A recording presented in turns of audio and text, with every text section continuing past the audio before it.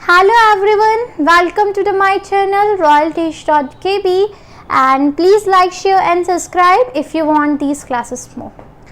Now हम जो है वो केमिस्ट्री स्टार्ट कर रहे थे, chapter number 5 periodic classification of elements, और हमने जो है वो डोबेनियन ट्रेट्स पढ़ लिया था. चलो स्टार्ट करने से पहले अगर जिसको वो स्टोरी याद है 3 भाई वाली, तो उन 3 भाई के क्या नाम हैं, तो वो आप मुझे कमेंट सेक्शन में बताइए कि जो स्टोरी के जो 3 भाई थे तो वो कौन थे. अब हम जो है न्यूलैंड्स की बात करेंगे. Newlands law of Octave. Newlands law of Octave का मतलब क्या है कि उन्होंने जो है वो ऑक्टेव का लॉ दिया था. आज हम न्यूलैंड्स लॉ ऑफ ऑक्टेव बात करेंगे.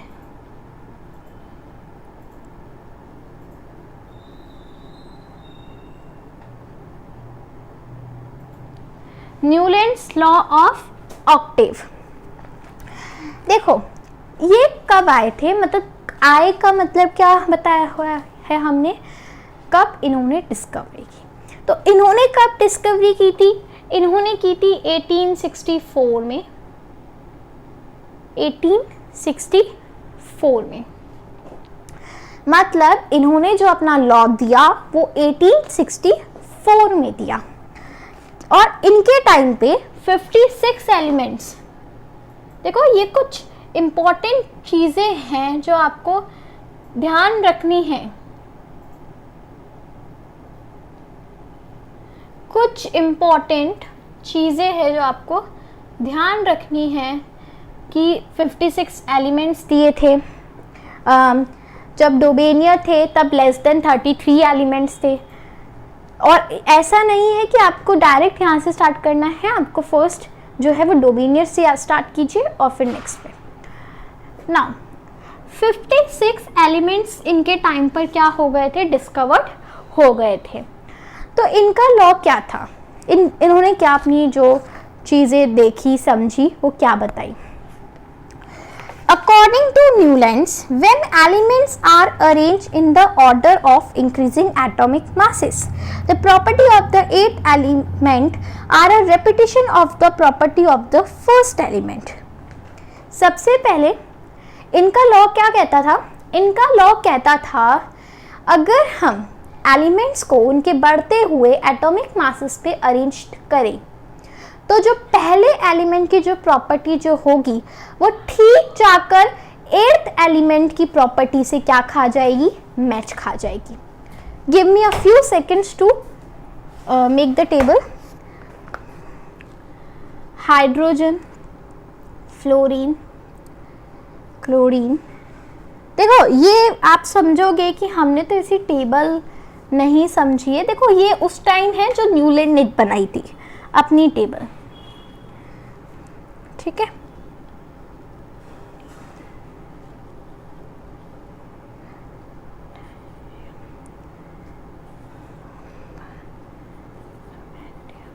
Give me few second students. आपके एनसीईआरटी के अंदर भी जो है वो ये है.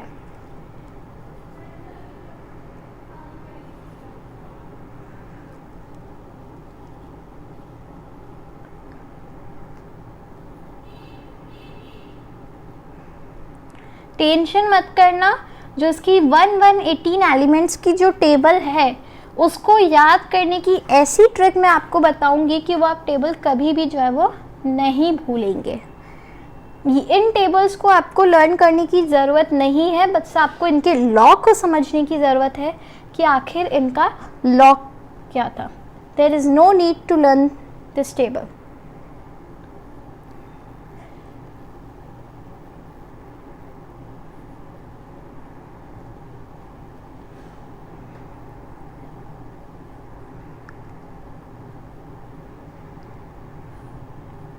नाउ मैंने लॉ क्या बताया इनका, मैंने बताया लॉ कि इन्होंने क्या कहा कि अगर हम एलिमेंट्स को इंक्रीजिंग एटॉमिक मासेस पे अरेंज करें तो जो फर्स्ट एलिमेंट की जो प्रॉपर्टी होगी वो ठीक जाकर 8th एलिमेंट की प्रॉपर्टी से मेल खाएगी. सपोज करो सपोज करो मैंने यहाँ पर लिथियम को फर्स्ट ले लिया, दिख नहीं रहा, लिथियम को फर्स्ट ले लिया, ठीक है। अब इसका 8 कौन सा होगा, ये सेकंड, ये 3, ये 4, ये 5, 6, 7, 8। तो इन्होंने क्या कहा कि लिथियम की जो प्रॉपर्टी है, देखो आपको समझाने के लिए मैं लिथियम इक्वल्स टू सोडियम कर रही हूँ। इन्होंने क्या कहा कि लिथियम की जो प्रॉपर्टी है वो ठीक जाकर सोडियम से मेल खाएगी, ठीक जाकर सोडियम से मेल खाएगी।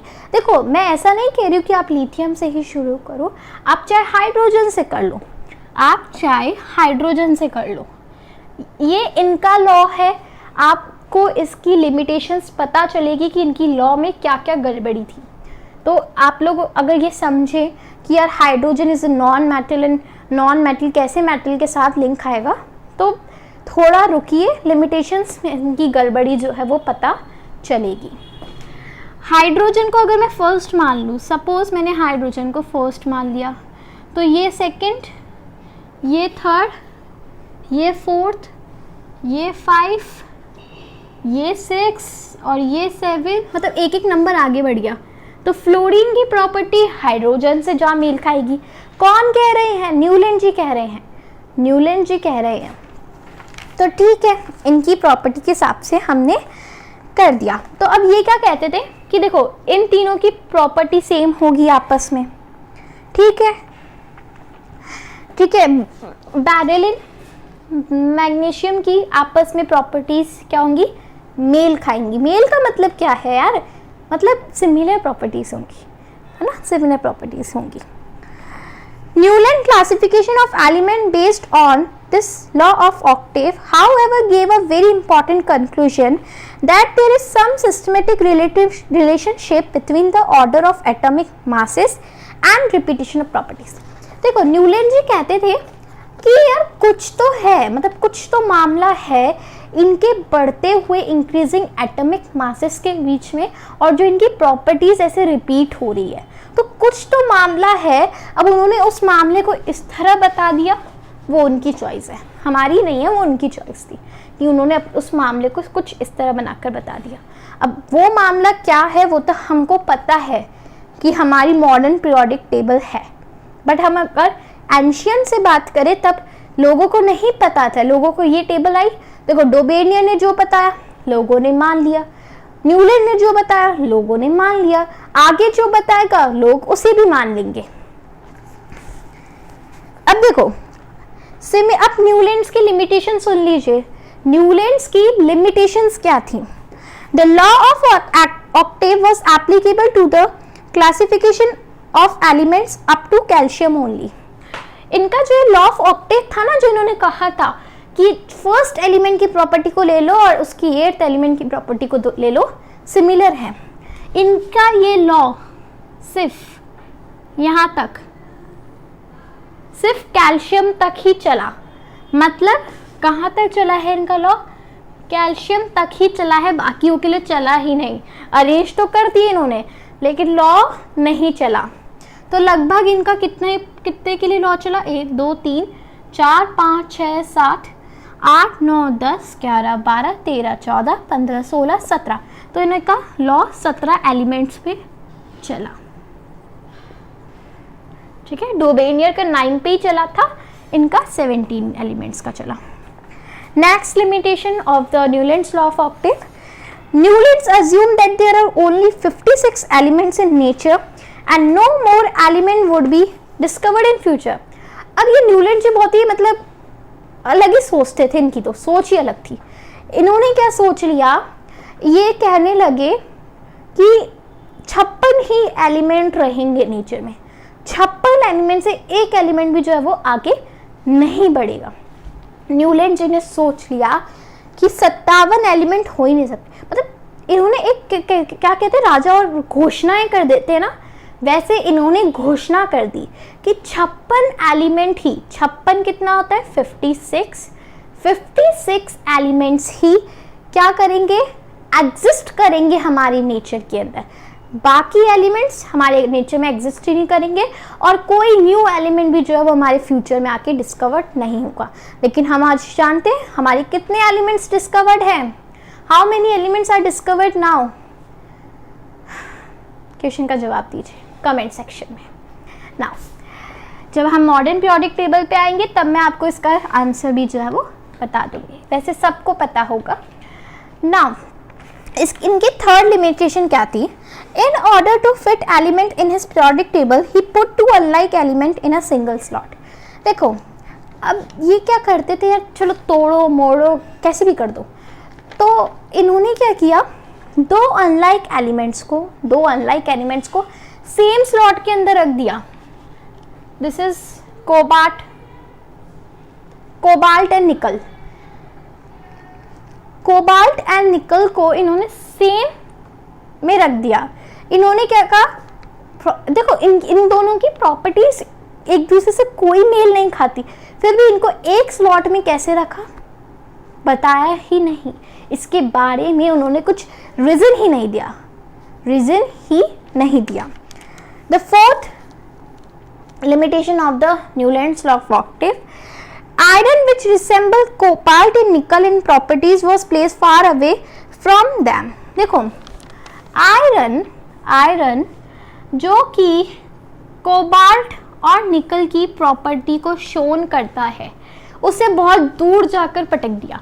अब आपको लगेगा कि मैम दूर कहाँ पर है, ये Fe आया और Fe के जस्ट बाद ये आया, नहीं, इनका क्या था, देखो इन एलिमेंट्स की प्रॉपर्टी सेम है और उन एलिमेंट्स की प्रॉपर्टी सेम है, तो Fe का उधर से रोल है इधर से रोल नहीं है, ये फिर ऐसे रोल नहीं है। तो इन्होंने इनकी फोर्थ लिमिटेशन क्या थी कि ये Fe को जो कोबाल्ट और निकल से मेल खाता था उसे बहुत दूर जाकर क्या कर दिया, पटक दिया है। हमारा न्यूलैंड्स लॉ ऑफ ऑक्टेव इसी के साथ कंप्लीट हो गया। किसी को लगा कि ये बहुत हार्ड था, this is so simple, this is very simple, बहुत ही सिंपल चैप्टर है ये आपके लिए। और मैंने पहले भी कहा है ये चैप्टर आपके लिए स्कोरिंग चैप्टर बनने वाला है, केमिस्ट्री का स्कोरिंग चैप्टर बनने वाला है आपका periodic classification of elements. Now Mendeleev की पीरियोडिक टेबल, अब देखो कौन आ गया है, मैनलीव आ गए हैं। सबसे पहले कौन आया था, डोबेनियर आए थे, उसके बाद कौन आया था, न्यूलैंड आ गए और अब मैनलीव आ गए हैं। तो हम मैनलीव के बारे में और बात करते हैं कि मैनलीव क्या है। आई होप आपको यहाँ तक समझ आ रहा होगा। अगर आपको मेरी क्लासेस अच्छी लग रही है तो please like share and subscribe my channel.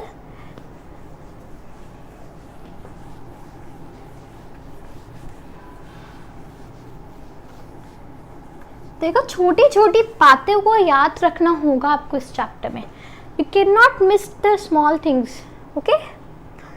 Now Mendeleev ji है,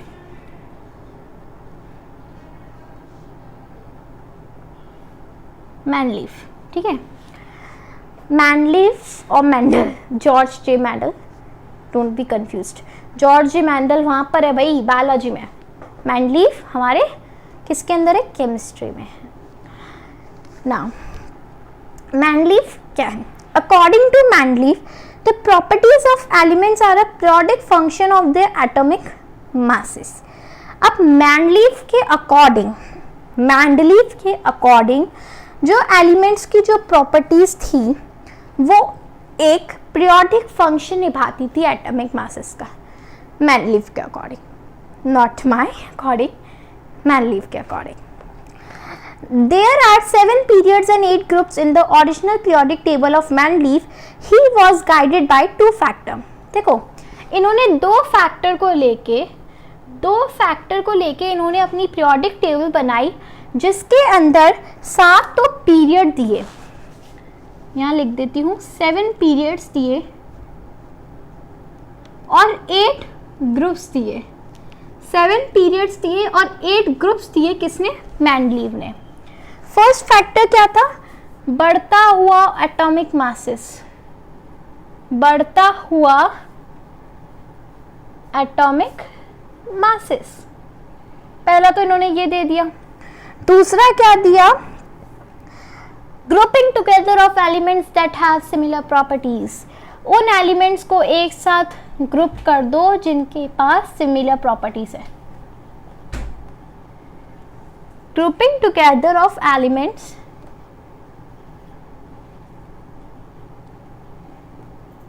दैट हैव सिमिलर प्रॉपर्टी, जिनके पास सिमिलर प्रॉपर्टी है उन्हें एक साथ कर दो।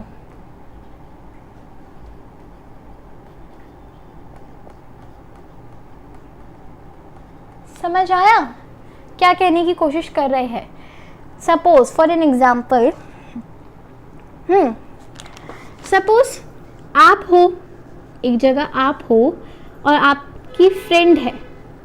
सपोज इट्स योर फ्रेंड, मतलब एक तो आप हो और एक आपकी कोई फ्रेंड है, ठीक है। तो अब आपकी फ्रेंड है, सपोज आपकी 2-3 फ्रेंड्स हैं यहाँ पे, दे आर 2-3 फ्रेंड्स हियर, ठीक है। This is you and your friends. अब आपकी मदर या फिर आप समझो आपके टीचर ने आपको कहा कि तुम तो जो हो वो इसकी तरह दिखती हो, यानी तुम्हारी कुछ प्रॉपर्टीज इससे मेल खाती है। सपोज तुम्हारे जो हेयर्स है मतलब आपके जो हेयर्स है वो इससे मेल खाते हैं। तुम्हारा जो फेस लुकिंग है वो तुम्हारा इससे मेल खाता है, थर्ड वाली फ्रेंड से, ठीक है। कौन बता रहा है ये? मैं मतलब एग्जाम्पल दे रहे हैं, हम सिमिलरिटीज देख रहे हैं। और उसने कहा कि तुम्हारी जो इंटेलिजेंसी है वो तुम्हारी इससे मेल खाती है। मतलब मैंने क्या किया, मैंने सिमिलर कैरेक्टर्स को उठा लिया कि हेयर्स जो है वो इससे मेल खाते हैं, फेस लुकिंग जो है वो इससे मेल खाता है, इंटेलिजेंसी जो है वो इससे मेल खाती है। मतलब मैंने अलग अलग कॉमन फैक्टर्स को उठाकर मैंने यहाँ पर उसकी एक ग्रुपिंग कर दी है। मतलब मैंने, अब समझो, सपोज करो अगर कभी हेयर की बात होगी, ये मैं इनको नंबर दे देती हूँ, 1st, 2nd, 3rd, 4th, ताकि आपको इजीली रिकॉग्नाइज हो। कभी भी हेयर की बात होगी तो आप किस किस का नेम लोगे? फर्स्ट का और सेकंड का, थर्ड फोर्थ का लोगे ही नहीं। और ऐसे ही अगर कभी फेस लुकिंग की बात हुई तो आप किसका नेम लोगे? फर्स्ट एंड फोर्थ का, ठीक है। और अगर ऐसे ही कभी इंटेलिजेंस की बात हुई,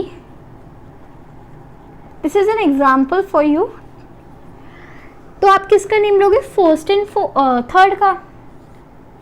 थर्ड का। लोगे नहीं लोगे? तो आपने क्या किया, जो सिमिलर फैक्टर्स थे उसके हिसाब से आपने इनको ग्रुप कर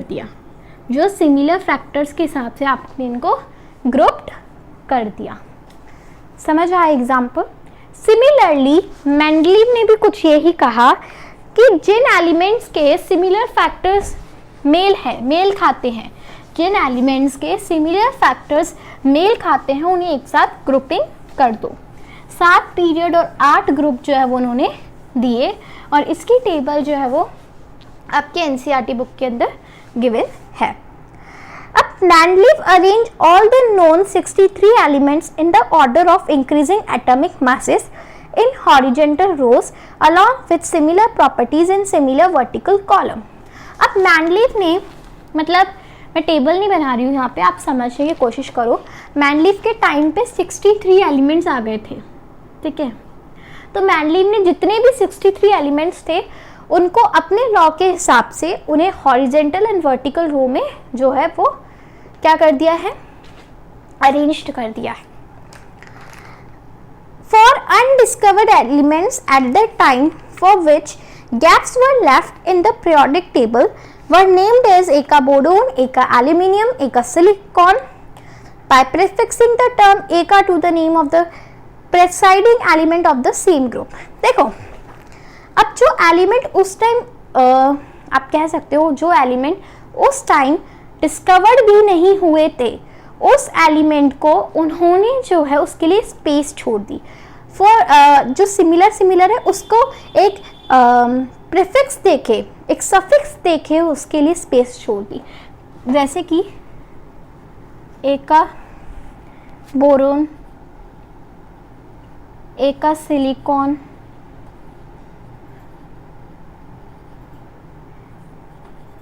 एक का एल्यूमिनियम। ठीक है, तो उन्होंने 3 के लिए जगह छोड़ी, एका का इन्होंने सफिक्स लगा दिया इन तीनों में। एका बोरोन को आज किस नाम से जाना जाता है? स्कैंडियम। स्कैंडियम जो है वो आपका एका बोरोन है।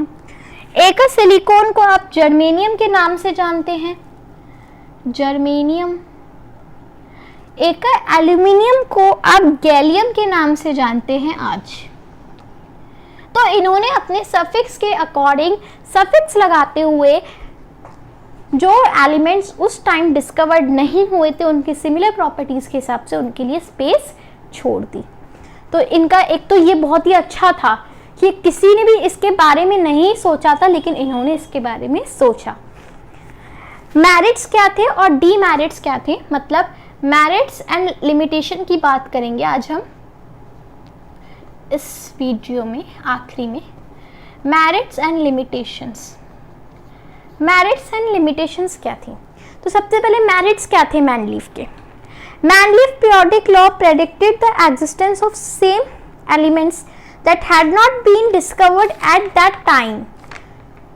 पहला तो बहुत ही फेमस है कि मैनलीफ ने उस टाइम जो एलिमेंट्स डिस्कवर्ड भी नहीं होते, जिनका अता पता भी नहीं था, उसको भी जो है वो उन्होंने क्या किया, उसके लिए भी स्पेस छोड़ी। This is very nice feature of this table कि उन्होंने इसके लिए भी जो है वो जगह छोड़ी थी। The table could predict the position of several elements on the basis of the position in the periodic table. और टेबल के अंदर जो जिन की उन्होंने अरेंज किए थे ना, आप देख लीजिए आपके एनसीईआरटी बुक में टेबल बनी हुई है, तो उन्होंने जिस हिसाब से उनको अरेंज किया था वो किस हद तक, एक हद तक सही भी अरेंज उन्होंने किए थे। नेक्स्ट, मेरिट ऑफ द मैनलीफ periodic table. मैनलीफ periodic table could accommodate noble gas when they were discovered। और मैनलीफ पीरियोडिक टेबल ने नोबल गैस के लिए एक अलग से ही ब्लॉक छोड़ दिया था कि जब भी नोबल गैस डिस्कवर्ड होएगी तो वो बिना मेरी टेबल को छेड़छाड़, बिना उसको बिगाड़े हुए वो उसमें अरेंज हो जाएगी। आपको पता होगा आपकी नोबल गैस कौन कौन सी है? हीलियम, और भी होती है argon, neon, noble gases. Noble gases अगर आपको याद है कि इनको ऑक्टेट जो है वो कंप्लीट होता है, इनको शेयरिंग करने की ज़रूरत नहीं है। अब आपके डीमेरिट्स क्या थे? मेरिट्स तो ठीक है, डीमेरिट्स होंगे तभी हमारी मॉडर्न पीरियोडिक टेबल आई होगी। तो डीमेरिट्स ये थे कि ये पोजीशन ऑफ आइसोटॉप को नहीं बता पाए। What is isotope?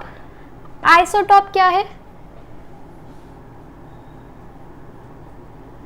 आइसोटॉप क्या है?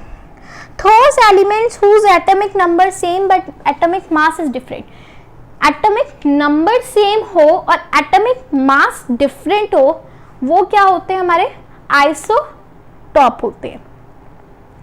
जिनके एटॉमिक नंबर्स तो क्या हो, सेम हो, लेकिन जिनके मासेस में बहुत हद तक डिफरेंस आता हो, दिस इज आइसोटॉप। तो वो उसकी पोजीशन को एक्सप्लेन नहीं कर पाए। उन्होंने कुछ एलिमेंट्स के रॉन्ग ऑर्डर तरीके से, गलत तरीके से उन्हें अपनी टेबल के अंदर अरेंज भी कर दिया था। तो this is also one of the demerit of the मैनलीफ periodic table. The current position could not be assigned to hydrogen in the periodic table. और वो सही पोजीशन हाइड्रोजन की, हाइड्रोजन क्या है? हाइड्रोजन क्या है? एक नॉन मेटल है, और इसकी पोजीशन वो सही से जो है वो डिस्क्राइब नहीं कर पाए कि आखिर ये कहाँ और किधर मेरी टेबल में करता है। इन्होंने ऐसे ही पटक दिया ऐसे इसका मास डिफ़र करता था इनकी टेबल में, बट इन्होंने कोई भी इस पर ध्यान नहीं दिया, इसको एक्सप्लेन नहीं कर पाए। सो गाइस, आज तक यहीं तक ही बहुत हमने पढ़ लिया है। हमने न्यूलैंड्स को भी कंप्लीट कर लिया है और मैनलीफ को भी कंप्लीट कर लिया है, और आई होप आपको बहुत अच्छी तरह से यहाँ पे समझ आया होगा। And if you have any doubt, please write in the comment section, and please like, share and subscribe my channel royalteach.kb, and please share this video more and more, that other students will also benefit from this. Now thank you so much.